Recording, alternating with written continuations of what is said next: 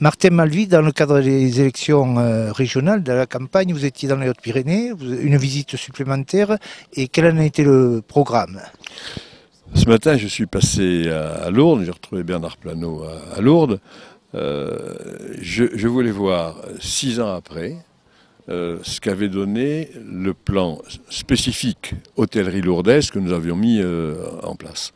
Et à un moment donné, les syndicats hôteliers de Lourdes étaient venus me voir en me disant « Nous sommes dans une situation difficile, le financement manque pour la modernisation, nous sommes obligés de moderniser, sinon on nous retirera les autorisations. » Tous les problèmes de désenfumage, de cuisine à mettre aux normes, de chambre à mettre aux normes. Et nous avons inventé à la région ce qu'on appelle le dispositif lourdais.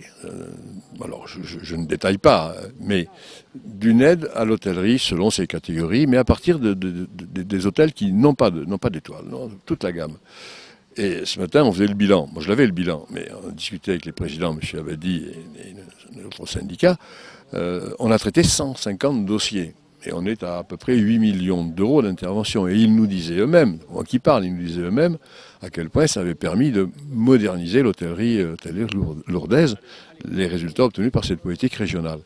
Et cette politique régionale, d'ailleurs, nous avons décidé depuis quelques mois, compte tenu de l'expérience de Lourdes et de sa réussite, de l'étendre à l'ensemble du territoire régional, c'est-à-dire à ce qu'on appelle les pays dans la région. Il y en a 32, ou les parcs naturels. Parce que c'est une nécessité que de moderniser cette petite hôtellerie, ou l'hôtellerie, pas forcément la petite hôtellerie, l'hôtellerie familiale. On ne s'adresse pas à l'hôtellerie de chaîne. La moderniser pour la pérenniser. Et comme le tourisme, ce sont 40 000 emplois dans la région, ça passe par là. Alors, il y a l'hôtellerie classique, nous sommes également sur l'hôtellerie de plein air, nous sommes sur l'ensemble des gîtes, et nous sommes sur le logement social. Et ça, nous voulons aller plus loin dans les années qui viennent, parce que c'est l'une des sources de l'emploi. Et plus loin, en même temps que de développer la politique des pôles pyrénéens, par exemple, qui a été aussi mise en place au cours de ces dernières années, permis de moderniser très fortement nos stations de sport d'hiver, ou pratiquement d'achever la modernisation du thermalisme en Midi-Pyrénées. Nous sommes 17 stations de sport d'hiver, 18 stations thermales et de thermoludisme. Si on n'accompagne pas ces projets, si on n'intensifie pas l'action, on est allé très loin déjà, et sur les pôles pyrénéens aussi. Et en même temps, la politique des grands sites, si vous voulez, puisqu'on est à Lourdes, on a parlé de la politique des grands sites, qui est incontestablement l'un des éléments moteurs maintenant de la politique de tourisme, la promotion touristique, pas seulement des grands sites, de l'ensemble de Midi-Pyrénées. Lorsqu'on fait de la promotion pour les grands sites, c'est les grands sites de Midi-Pyrénées. Et les grands sites, on leur a dit, vous devez en même temps vous intéresser à ce qui vous entoure, aux autres offices de tourisme, syndicats initiatives, communes. Et on va les aider au-delà de la promotion sur, d'ailleurs nous avons commencé, la modernisation des offices de tourisme et en même temps les espaces publics de la commune. Donc l'hôtellerie rejoint là le tourisme, le ski,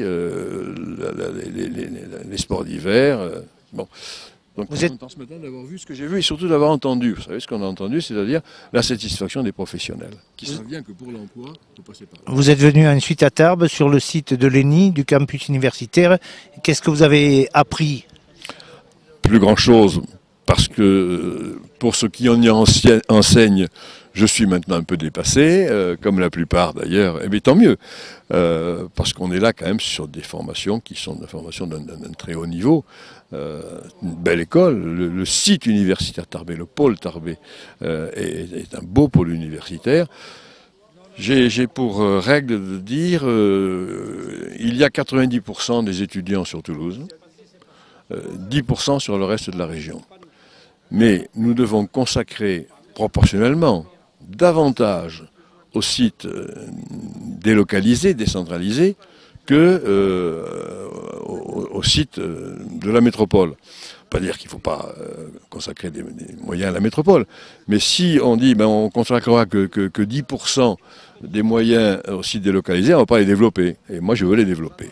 Donc c'est ce que nous avons fait. On l'a fait sur les 2 contrats de plans successifs.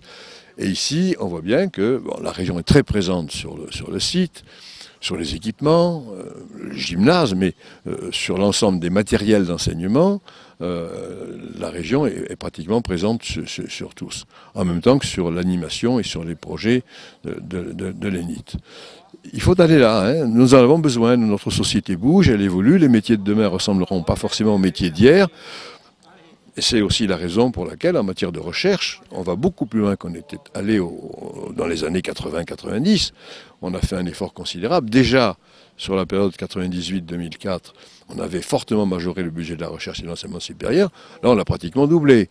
Et en 2004, je m'étais engagé à augmenter de 50% le budget des actions de recherche de la région. On l'a augmenté de 130%. On est allé beaucoup, beaucoup plus loin.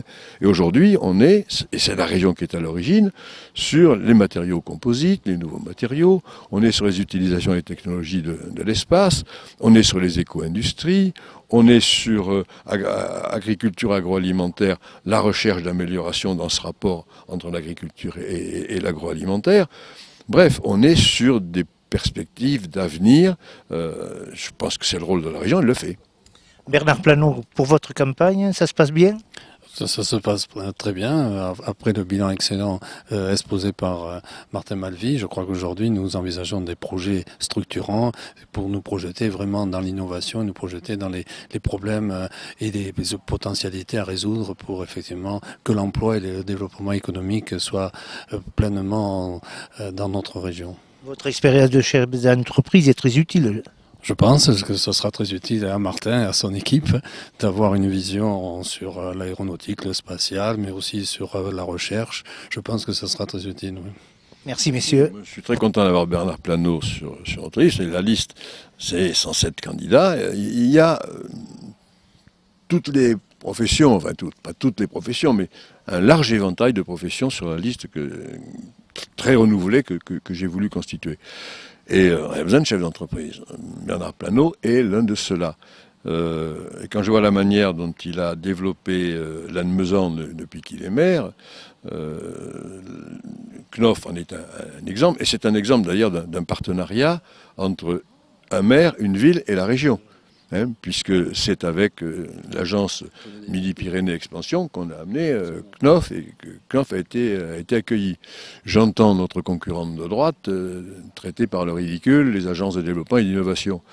Bon, je déplore qu'elle ait une telle méconnaissance de la région, parce que c'est vraiment totalement méconnaître la région. Quand je vois l'agence de l'innovation qui a rencontré en 2 ans 400 entreprises et travaille avec 400 entreprises, quand je vois Midi-Pyrénées Expansion qui, dans la crise actuelle, est quand même capable de nous amener 15 à 20 entreprises. On est dans les premières régions de France pour ce qui est des créations d'entreprises. Il y a des entreprises qui meurent, mais on est aussi une région dans laquelle il y a des entreprises qui naissent. Malheureusement, les entreprises qui naissent ne remplacent pas les emplois des entreprises qui meurent ou le massacre qui est fait dans certains secteurs par des restructurations industrielles.